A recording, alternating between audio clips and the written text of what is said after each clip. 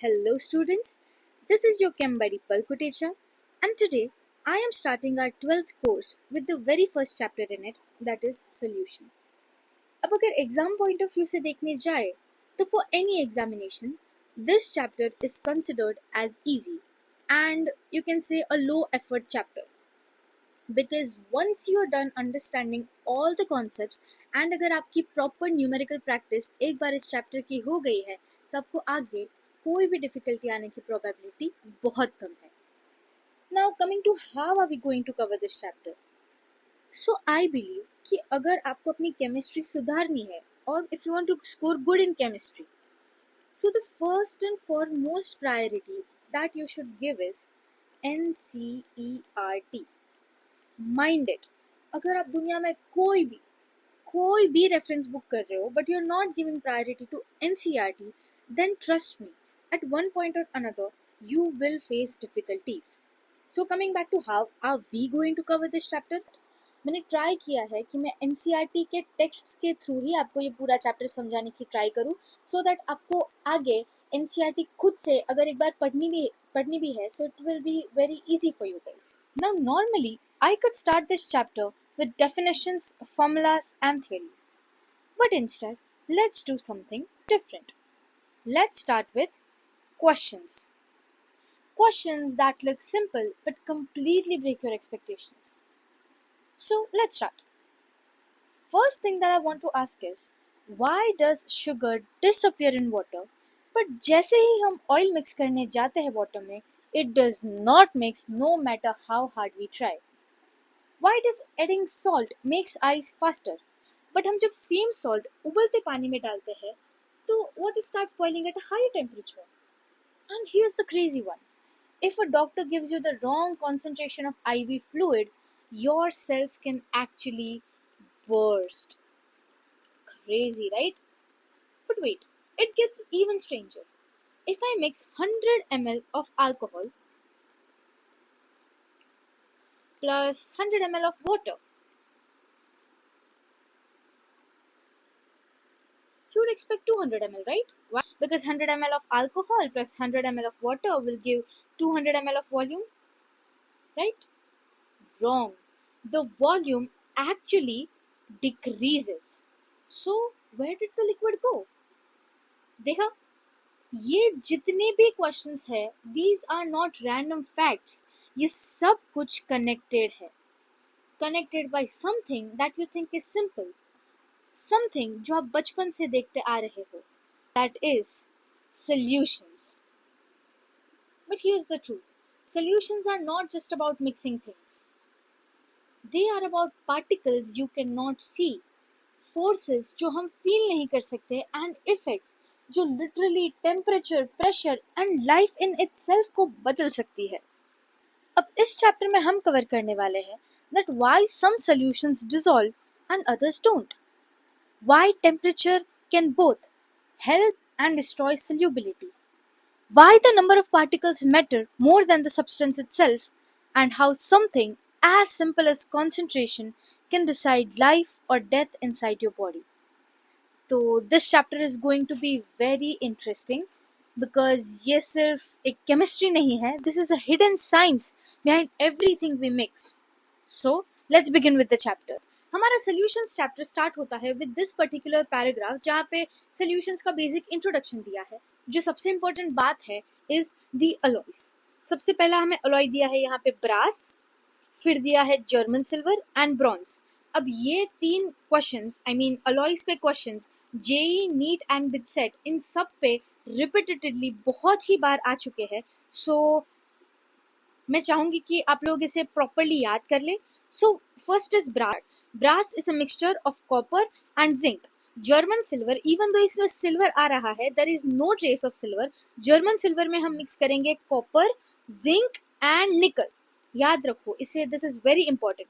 फिर third is bronze. Bronze में तो आई गेस सबको आइडिया हो गई कि कॉपर प्लस टिन. तो bronze is very easy, brass is also very easy. German silver थोड़ा सा ट्रिकी हो सकता है, तो उसमें याद रखो कॉपर, जिंक एंड निकल. 3 पार्टिकल्स आर एडेड, तब जाके हमें जर्मन सिल्वर अलॉय मिलता है. अब यहाँ पे और एक चीज इंपॉर्टेंट है जो मेनी टाइम स्टूडेंट से मिस हो जाती है. It is this part. अब यहाँ पे हमें क्या कहा गया है कि हम जब 1 ppm ऑफ फ्लोराइड आयंस जब हम पानी में मिक्स करते हैं तो it can prevent tooth decay, right, it can prevent tooth decay. जब 1 ppm ऑफ फ्लोराइड आयंस लिया है, जब 1.5 ppm ऑफ फ्लोराइड आयंस हम वाटर में मिक्स करेंगे तब हमारे दांत उस कॉन्सेंट्रेशन ऑफ फ्लोराइड आयन से सड़ सकते हैं। सड़ना as in it can be mortal and high concentration of fluoride ions can be very poisonous. अगर 1.5 से भी ज्यादा ppm ऑफ फ्लोराइड आयंस हमने लिया है तो it can be very poisonous and it is generally used in rat poison. अब अगर हमारा पूरा चैप्टर सॉल्यूशंस पे ही बेस्ड है तो let's start with what are solutions.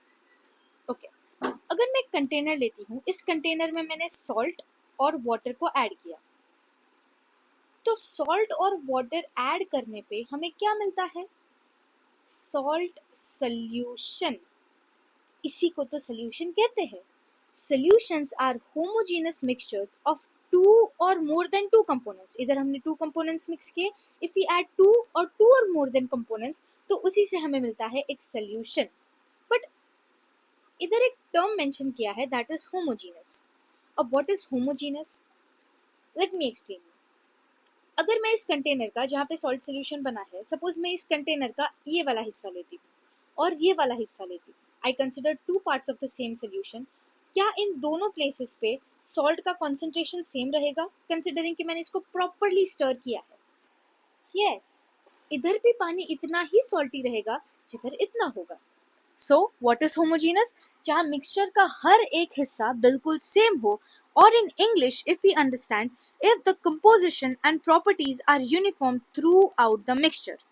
अब सॉल्यूशन के दो पार्ट्स होते हैं, first is solute and second one is solvent. Solute वो हिस्सा होता है generally which is present in low quantity and solvent वो हिस्सा होता है which is present in higher quantity। जैसे एनसीईआरटी में भी मेंशन किया है that the component that is present in the larger quantity is known as solvent। अब सॉल्वेंट की खासियत ये है कि हमारे सोल्यूशन का जो भी स्टेट होगा, सपोज अगर ये सोल्यूशन लिक्विड में प्रेजेंट है, सपोज अगर ये गैस में प्रेजेंट है या सॉलिड में प्रेजेंट है, तो ये जो भी स्टेट डिसाइड कर रहा है सॉल्यूशन का, वो डिसाइड करेगा हमारा सॉल्वेंट। मतलब जैसे हमने सॉल्ट सोल्यूशन का एग्जांपल लिया था, सॉल्ट सोल्यूशन में हमारा solvent was water and our solute was salt। Why? Because salt low quantity में present था and जो हमारा water था that was present in higher quantity। तो सॉल्ट सोल्यूशन का जब हम नमक को पानी में मिक्स करते हैं तो हमें कौन सा स्टेट मिलता है? Liquid, right? तो because our solvent is liquid in nature, that is why हमारे पूरा सोल्यूशन का जो स्टेट आएगा दैट विल बी लिक्विड। और इसी को एक्सप्लेन करने के लिए हमारे पास एनसीईआरटी का पूरा एक टेबल है। जैसे कि इधर आप देख सकते हो, जब भी सॉल्वेंट गैस हो रहा है तो हमारा जो भी मेन सोल्यूशन आएगा that will be gaseous in nature. अगर हमारा सॉल्यूट लिक्विड इन नेचर है तो हमारा सोल्यूशन भी लिक्विड इन नेचर होगा। सपोज हमारा solvent is solid in nature तो हमारा पूरा solution will be solid in nature. इसका हम one by one with the help of example समझने की ट्राई करते हैं। Okay, so our first thing is gaseous solutions. मतलब हाँ, अगर हमारे सोल्यूशन का status gaseous, what does it mean? हमारा सॉल्वेंट कौन से फॉर्म में होगा? गैस। और अगर हमारा solute is gas and our solvent is gas तो उसका एग्जांपल है mixture of oxygen and nitrogen gas. An example of liquid solute and gaseous solvent, chloroform mixed with nitrogen gas. Solid solute and solvent is gas, camphor in nitrogen gas. For our liquid solutions, मतलब हमारा solvent will be liquid, that is why हमारे पूरा solution का जो state आया is liquid. For gas in liquid, oxygen dissolved in water. For liquid in liquid, ethanol dissolved in water. For solid in liquid, glucose dissolved in water, right? अब solid solutions यानी जिनका solvent is solid, so for gas in solids, solution of hydrogen in palladium. For liquid in solid, amalgam of mercury with sodium, and for solid in solid, copper dissolved in gold। ये सारे examples important है because हमें at least एक basic idea होना चाहिए of this concept कि अगर हमारा सॉल्वेंट एक पर्टिकुलर स्टेट में है तो हमारा पूरा solution will also be in that particular state. अब जबकि हमने अपने सॉल्यूशंस का बेसिक्स पढ़ लिया है, we'll move on towards our next topic, that is expressing concentration of solution. अब solution के बारे में तो हमने पढ़ लिया, correct? Now if we want to represent the concentration of this solution, तब जाके हमारे पास आती है ये सारी quantities जो कि हम further पढ़ेंगे। तो let's start. हमारी first quantity is mass percentage, that is mass percentage, इसे हम W by W भी लिख सकते हैं। तो एज द नेम सजेस्ट, अगर आपको इसके बारे में आइडिया होगा, mass percentage is equals to mass of solute divide by mass of solution. Now because it is percentage तो हम इसे बेसिकली 100 से मल्टीप्लाई कर देंगे, तो हमारे पास अपना पूरा फॉर्मूला आ गया, मास of solute divide by mass of solution into 100%। अब ये चीज बहुत ही सिंपल है, बट जो चीज एक्चुअली मिस हो जाती है एंड जो चीज एक्चुअली इंपॉर्टेंट है कि इसका एक्चुअल मीनिंग क्या होता है। अब हमने इसका फॉर्मूला तो लिख लिया, फॉर्मूला हम इसका रट भी लेंगे, but what is the actual meaning of it, हम यही मिस कर देते हैं, जिसकी वजह से हमारे न्यूमेरिकल्स में हमें दिक्कत आती है। अब यहाँ पे एनसीईआरटी में ही a line is mentioned, for example, if a solution is described by 10% glucose in water by mass, इसका मीनिंग क्या होता है, 10% glucose is present in H2O, it is present in mass by mass, yes, 10% mass by mass। तो यहाँ पे हम इसको लिखेंगे कैसे actually, can I say that 10 upon 100 into 100, so 10 grams of glucose is present in 100 grams of H2O। मतलब अगर मुझे ये दिया है कि 10% of glucose is present in H2O, तो from this statement can I derive this particular statement that 10 gram of glucose is present in 100 grams of H2O। What does this mean? H2O का कितना concentration होगा, 90 grams। अगर ये चीज आपने सीख ली to derive this particular statement from this statement, then आपका सारा काम हो गया है एंड आपसे ऑलमोस्ट सारे न्यूमेरिकल्स एनसीईआरटी के हो जाएंगे। One more thing that is mentioned in the NCERT जो हम मिस कर देते हैं और जिसका assertion रीजनिंग में आने की प्रोबेबिलिटी है, is the last statement. For example, commercial bleaching solution contains 3.62 mass percentage of sodium hypochlorite in water। ये assertion reasoning में आ सकता है स्टेटमेंट, सो प्लीज इसे याद रखें that in commercial bleaching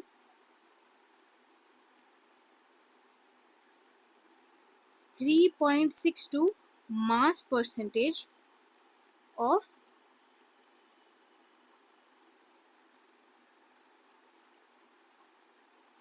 sodium hypochlorite in water is present। मतलब can I say that 3.62 grams of sodium hypochlorite is present in 100 grams of water, for which component, for particularly commercial bleaching। इसे याद रखिए। Let's move on towards our next topic। हमारा next concentration term is volume percentage, जिसको हम V by V से भी represent करते हैं।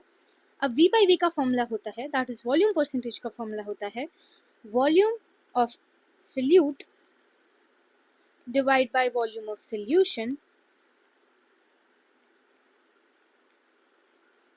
into 100। वाई? बिकॉज हम परसेंटेज में इसको कैलकुलेट करेंगे। अब जबकि हमने इसका फॉर्मूला देख लिया है, इसका एक्चुअल मीनिंग क्या होता है, जैसे हमने मास परसेंटेज में सीखा था। अगर हमें 10% इथेनॉल एंड वाटर, इसका मीनिंग क्या होता है कि क्या मैं इसको लिख सकती हूँ 10 divide by 100 into 100, this 100 is for percentage, मतलब 10 upon 100। मतलब can I say that in 100 ml of my solution 10 ml of ethanol is present।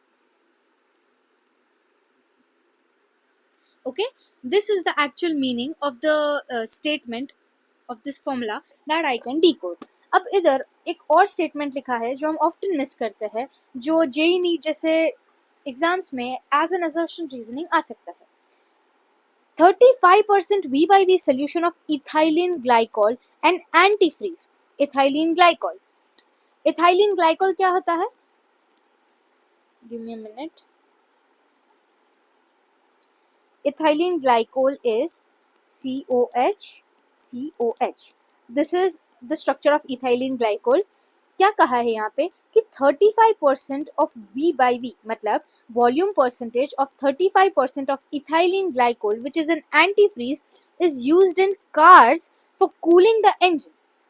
अब कार्स जनरली बहुत ही गर्म पड़ जाती है तो इसको एंटीफ्रीज एज एन एंटीफ्रीज तब हम क्या यूज करते हैं इथाइलिन ग्लाइकोल जिसका स्ट्रक्चर ये है and it is present in the volume percentage of 35%. मतलब 35 ml of ethylene glycol is present in 100 ml of solution जिसका भी solution है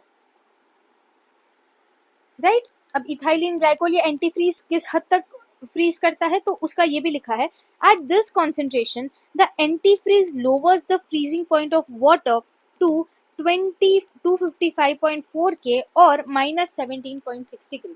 मतलब जनरल इस एंटीफ्रीज का हमें मीनिंग बोला है कि जनरली वी नो कि वाटर का freezing point is 0 degree Celsius but जब हम ethylene glycol as an antifreeze use करते हैं तो वाटर का बॉइलिंग फ्रीजिंग पॉइंट हो जाता है -17.6 degree Celsius. This is something to be remembered. ये बी क्वेश्चन में आ सकता है कि इथाइलिन ग्लाइकोल कितना बॉइलिंग फ्रीजिंग पॉइंट को शिफ्ट करता है right. So here we come to an end to the first part of our chapter solutions, and in the next lecture we'll continue with our concentration terms. I hope आपको आज के video में जितने भी concepts मैंने cover करवाए हैं वो सारे clear हो गए होंगे and कोई doubt नहीं होगा. We'll continue in the next chapter. Signing off, your Kambari Palkutecha.